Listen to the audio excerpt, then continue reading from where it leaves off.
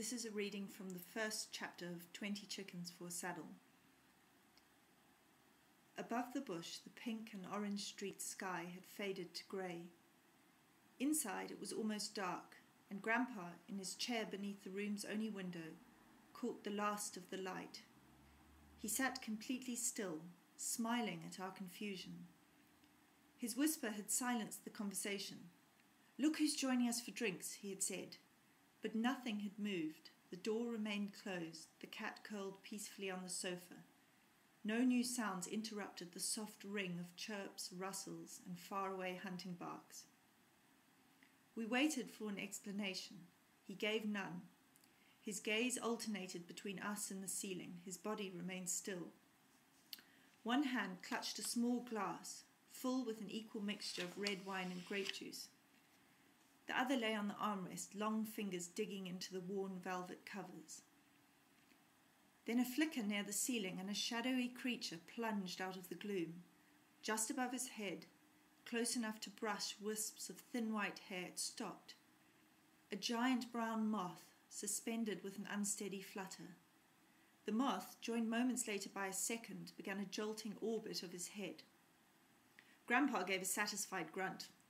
He lifted his glass and took a small sip. The moths, ignoring him, continued to circle, and just as carefully he lowered the glass again. He sat motionless, his lips taut and flattened.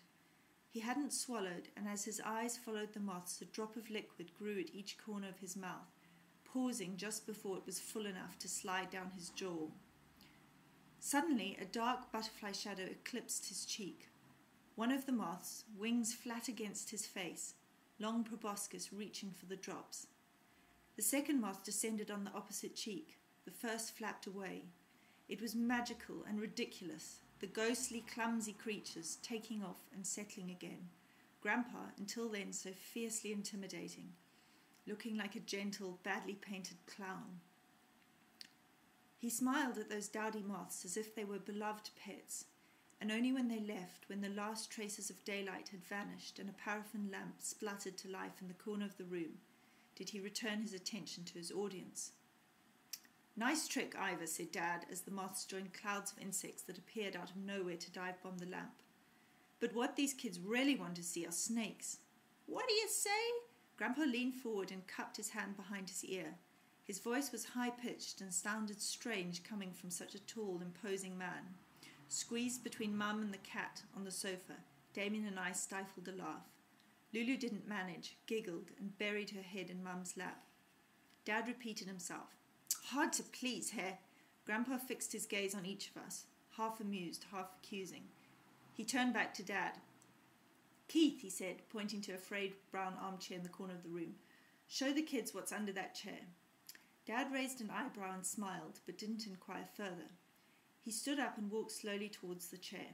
"Come on, chaps," he said, grabbing the armrest. "Not suddenly scared, are you?" We all shook our heads. None of us moved. I didn't trust myself to speak.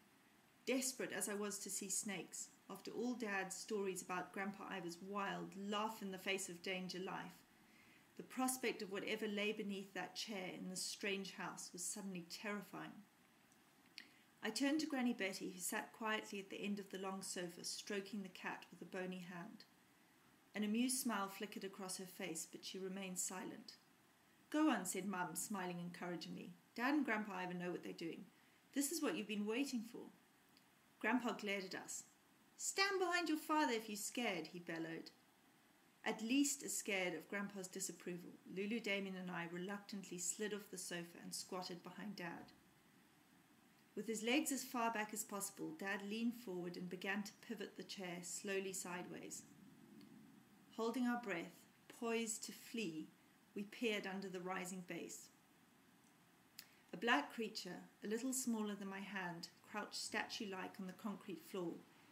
At one end were pincers, evil-looking but tiny compared with the fat, hairy tail, sharply pointed at the tip, which curled up and forward over the wide body. Perfect regular seams joined shiny black segments of the tail, body, and pincers, making it seem more like an exquisitely made machine than a real animal. Dad whistled. "Black, hairy, thick-tailed scorpion," he said, emphasizing each word. If you can't see a snake on your first day, this is as good as it gets.